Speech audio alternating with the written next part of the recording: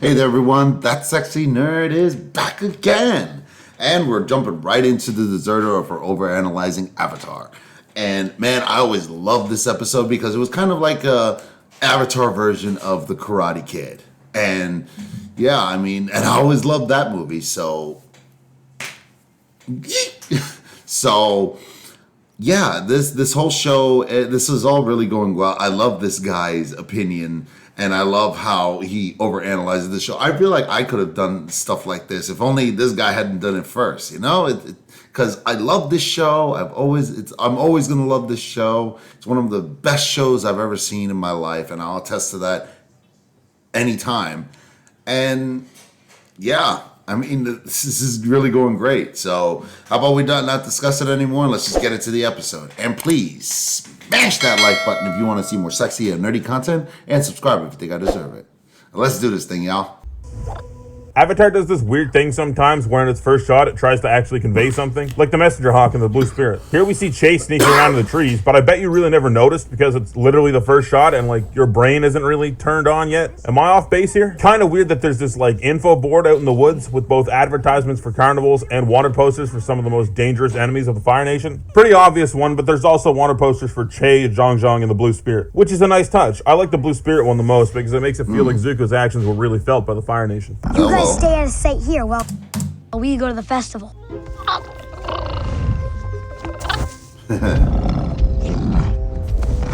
Momo, great job. Appa, good hustle. We get a weird little xylophone rendition of the Fire Nation theme here. Super quiet in the background. Don't worry, loyal citizens. No one can surprise the Fire Lord. This is the first time we ever see the Fire Lord, all the way back in season 1. Crazy that they actually revealed him so early. No one can surprise the Fire Lord. Oh boy. It's him! The legends are true! The Pigeon Bender! Also, normal doves, I think? Me! What do you think you're doing? I want to get a closer look. Aang is a little idiot for the most part in this episode. The closest he gets to the archetype of annoying child main character. I will tame this fiery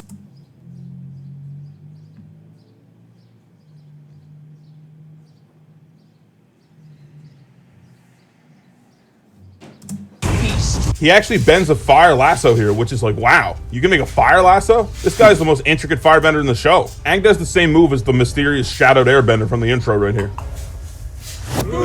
So I've always loved this moment. Something so funny to me about jumping on stage, ruining an act, getting booed, and then trying to play it off. Weird. Seemed like everyone at the festival was wearing a mask earlier, but now it seems like there's barely any. I'm calling Appa. I hope we can really hear that bison whistle. Okay, it's kind of odd that the Fire Nation has fireworks and handheld explosives, but then in the coming years they never developed guns. Like, I get that they have firebending, but like guns are pretty useful. Or at least cannons. I'm no history expert, but I'm pretty sure the discovery of explosives and gunpowder led pretty immediately to the idea of, wow, we can shoot people pretty good with this stuff. And I think the Fire Nation would be pretty about shooting people. I serve a man. I think so More too. than a man, really. He's a myth, but he's real. But to be fair, like, it took them forever to use those kinds of weapons, you know? And they had invented gunpowder. Fuck.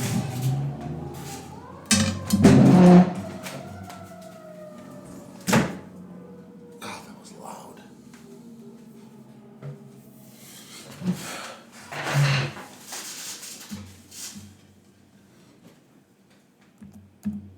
Of, wow, we can shoot people pretty good with this stuff. And I think the Fire Nation would be pretty about shooting people. I serve a man. More than a man, really. He's a myth, but he's real. A living legend. Zhong the deserter. Zhong's a firebending genius. Some say he's mad, but he's not. He's enlightened. Che doesn't do a very good job of selling Zhong here, does he? He's trying, but all my cult leader alarms in my head are going ballistic. These guys are super weird. If you haven't watched this episode in a while, you probably don't even remember them. They really needed a stinger to have before the commercial break, so they just added these guys so they'd know you'd come back after hearing about Hot Wheels and Fruit Gushers. Let's go! But they don't really play a role in the episode at all. Zhong told you not to look for Oh, that was so much nostalgia right there. Let's go! Avatar. Why waste time say lot word when few word do trick? So the Avatar was here, and you let him slip away. Yes, sir. But other than that, the festival went off without a hitch. No fights. Theft was way down. I really wish there was a way for me to be funny over top of Avatar every time, but sometimes it's just funny. Yeah. Says you're not ready. Says you haven't mastered waterbending and earthbending yet. Wait, how does he know that? He saw the way you walked into camp. He can tell. Zhang being able to tell Aang isn't ready by just the way he carries himself is super cool. It immediately tells us Zhang is on some shit. Destiny? What would a boy know of destiny? If a fish lives its whole life in this river, does he know the river's destiny? No! Only that it runs on and on, out of his control. He may follow where it flows, but he cannot see the end.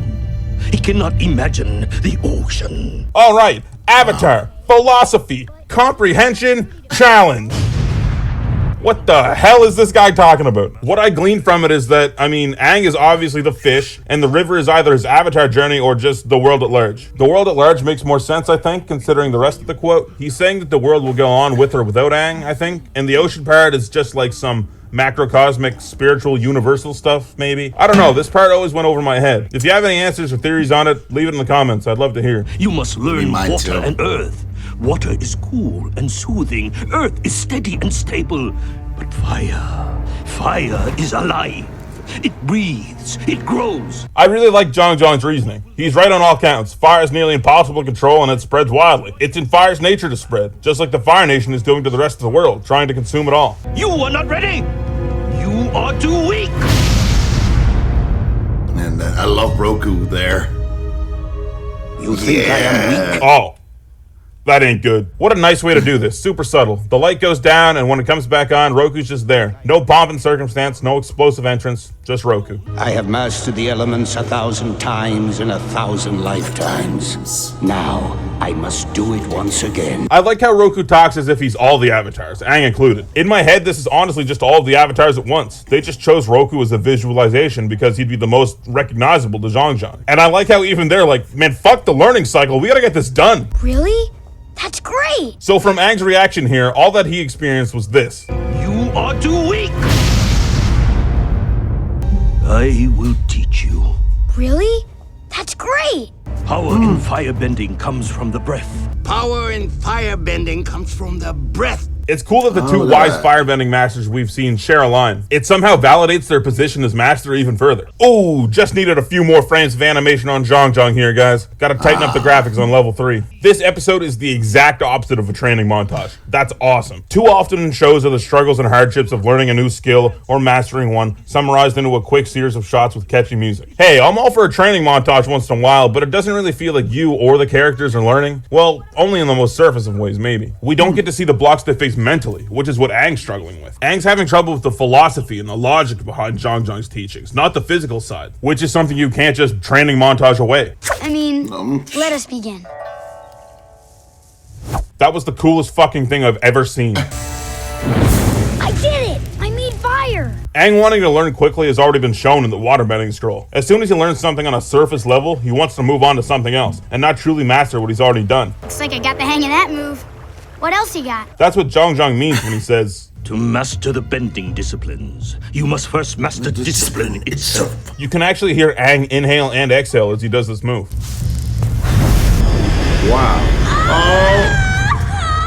Katara! I'm so sorry! What did you do? It was an accident! I was... Katara, I'm so... I love that Sokka just completely decks Aang after he burns Katara. Hell yeah, Sokka, that's what big brothers do. What's weird is that he tackles Aang head on, but when they land, Aang is face down. Yeah, that's what I was talking about from before. See, that is like the only time Sokka can like go over the top, and because it hurt his sister, and again, she's all he's got, and again, that's not out of character, is it?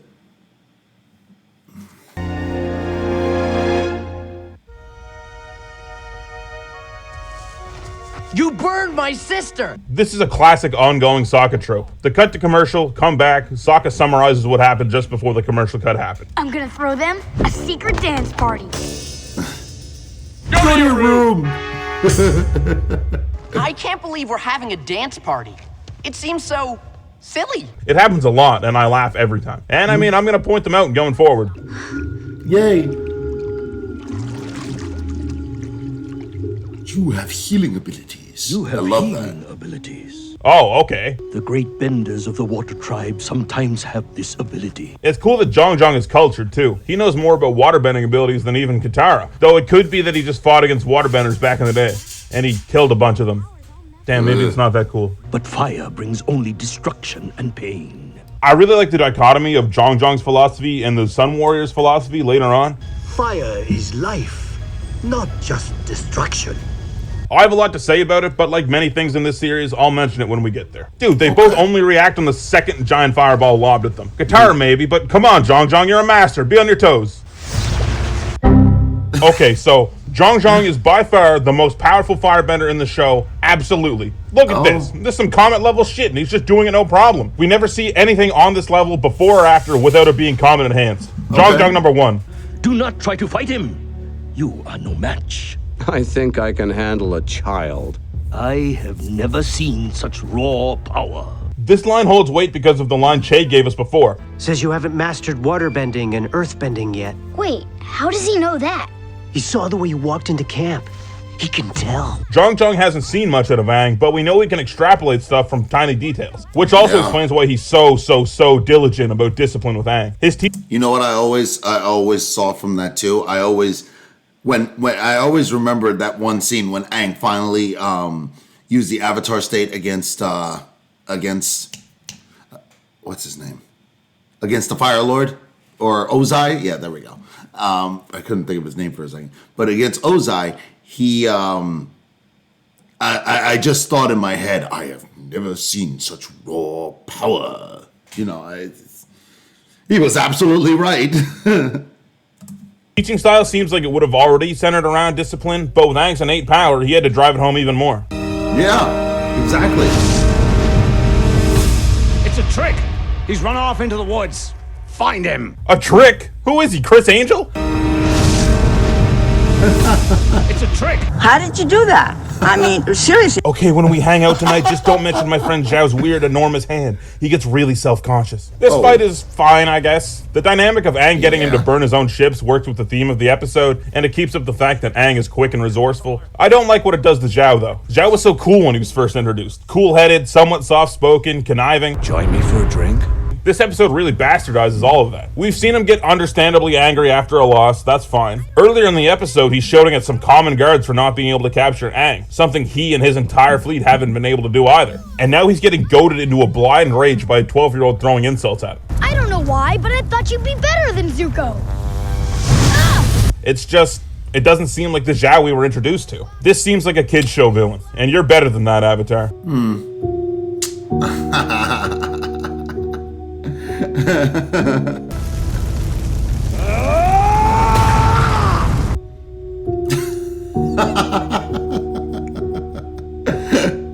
Aang's clothes do get beat up sometimes in this first season, which leads me to question, like, how do they seamlessly get repaired so well? But then I also think, shut the fuck up, who cares? All in all, this is a pretty good episode. The philosophy behind Zhang's firebending is my favorite part. Even if I don't really know what the hell he's talking about with the whole fish thing, it adds more of a mental side to bending than we've had before. Yeah. And I do think that was missing. Intent and drive are big parts of firebending, and Zhang shows that drive must be met with equal parts discipline, or he will end up like Bozo over here. Katara and Sokka don't really get a lot to do, but I don't feel like that really hurts the episode at all. Yeah, again, could not have summed it up better myself.